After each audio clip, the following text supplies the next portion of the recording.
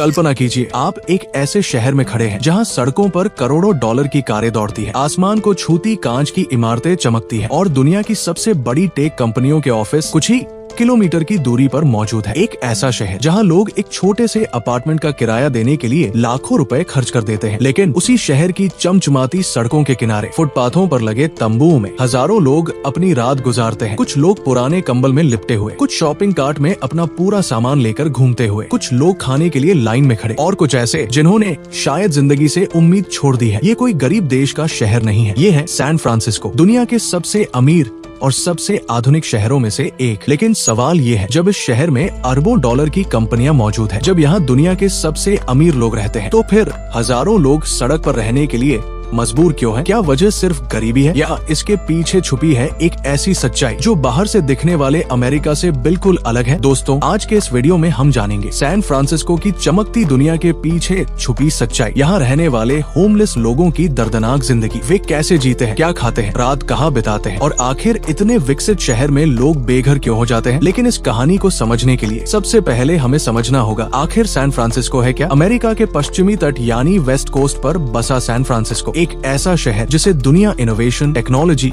और luxury lifestyle के लिए जानती है। अगर आपने हॉलीवुड मूवीज देखी हो तो आपने शायद इसकी खूबसूरत पहाड़ी नुमा सड़कें, समुद्र के किनारे का नजारा और लाल रंग का मशहूर पुल देखा होगा, Golden Gate Bridge. Golden Gate Bridge सिर्फ एक ब्रिज नहीं बल्कि पूरे अमेरिका की पहचान बन चुका है। लेकिन सैन फ्रांसिस्को सिर्फ खूबसूरती की वजह से फेमस नहीं हुआ। इस शहर की असली ताकत है टेक्नोलॉजी। यहीं से कुछ दूरी पर है सिलिकॉन वैली, एक ऐसा इलाका जहाँ दुनिया की कई सबसे बड़ी टेक कंपनियां पैदा हुई। लाखों लोग सपने लेकर यहाँ आते हैं, कोई सॉफ्टवेयर इंजीनियर बनना चाहता है, कोई स्टार्टअप फाउंडर, तो कोई करोड़पति। कई लोगों के लिए सैन फ्रांसिस्को एक सपना है, एक ऐसी जगह जहाँ मेहनत करके इंसान अपनी जिंदगी बदल सकता है। लेकिन हर सपना पूरा नहीं होता, क्योंकि इस शहर का एक दूसरा चेहरा भी है और वो चेहरा उतना खूबसूरत नहीं जितना इंस्टाग्राम और फिल्मों में दिखता है। अगर आप पहली बार सैन फ्रांसिस्को जाए तो शायद शुरुआत में आपको सब कुछ परफेक्ट लगे, ऊंची इमारतें, एक्सपेंसिव रेस्टोरेंट्स, लग्जरी लाइफस्टाइल। लेकिन जैसे जैसे आप शहर के कुछ हिस्सों में जाएंगे आपको एक अलग दुनिया दिखने लगेगी। सड़क किनारे लगे टेंट्स, फुटपाथों पर सोते लोग, कई लोग अपने साथ शॉपिंग कार्ट लेकर चलते हैं जिसमें उनका पूरा सामान होता है। कुछ जगहों पर लोग खुले में नशा करते दिखाई देते हैं, कुछ लोग मदद मांगते हुए और कुछ ऐसे जिनकी आंखों में बस थकान दिखाई देती है। कई टूरिस्ट पहली बार ये देखकर शॉक हो जाते हैं, क्योंकि उनके दिमाग में अमेरिका की तस्वीर कुछ और होती है। उन्हें लगता है अमेरिका मतलब luxury, big houses, high salary. लेकिन रियलिटी हमेशा इतनी सिंपल नहीं होती। सैन फ्रांसिस्को में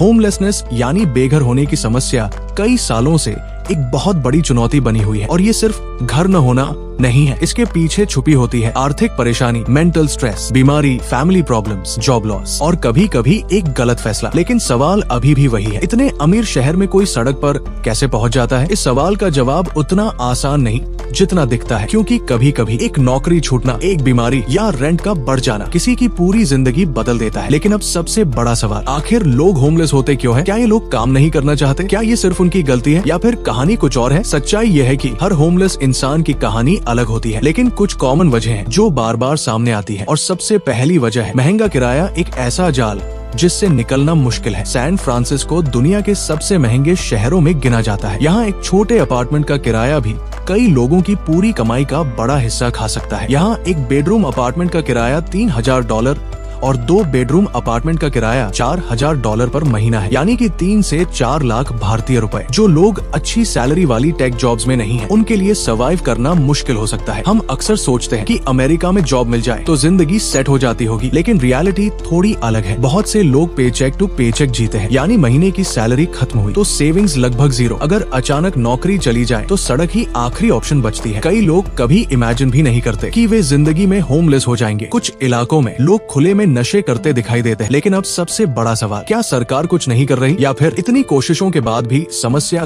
क्यों खत्म नहीं हो रही? सच्चाई यह है कि सैन फ्रांसिस्को में होमलेसनेस की समस्या नई नहीं है, ये कई सालों से चली आ रही चुनौती है। स्थानीय प्रशासन, charities, non profit organisations, health workers सभी अपने अपने तरीके से मदद करने की कोशिश करते हैं, लेकिन फिर भी समस्या पूरी तरह खत्म क्यों नहीं हो रही? क्योंकि होमलेसनेस सिर्फ घर की कमी नहीं है, ये कई समस्याओं का मिक्सचर है। सैन फ्रांसिस्को एक ऐसा शहर जहाँ सपने भी बनते हैं और टूटते भी हैं, जहाँ टेक्नोलॉजी दुनिया बदल रही है, लेकिन कुछ लोग अपनी जिंदगी संभालने की कोशिश में लगे हैं। होमलेसनेस सिर्फ स्टैटिस्टिक्स नहीं है, ये इंसानों की कहानी है। कुछ लोग मिस्टेक्स की वजह से यहाँ पहुँचे, कुछ बैड लक की वजह से, कुछ बीमारी की वजह से और कुछ ऐसे सिस्टम की वजह से जो हर किसी को पकड़ नहीं पाया। आप क्या सोचते हैं? अपनी राय कमेंट सेक्शन में जरूर बताइए। अगर वीडियो पसंद आया हो तो लाइक कीजिए, शेयर कीजिए और ऐसे ही डॉक्यूमेंट्री स्टाइल वीडियोस के लिए चैनल को सब्सक्राइब करना मत भूलिए, क्योंकि दुनिया की हर चमकती चीज अंदर से उतनी चमकदार नहीं होती।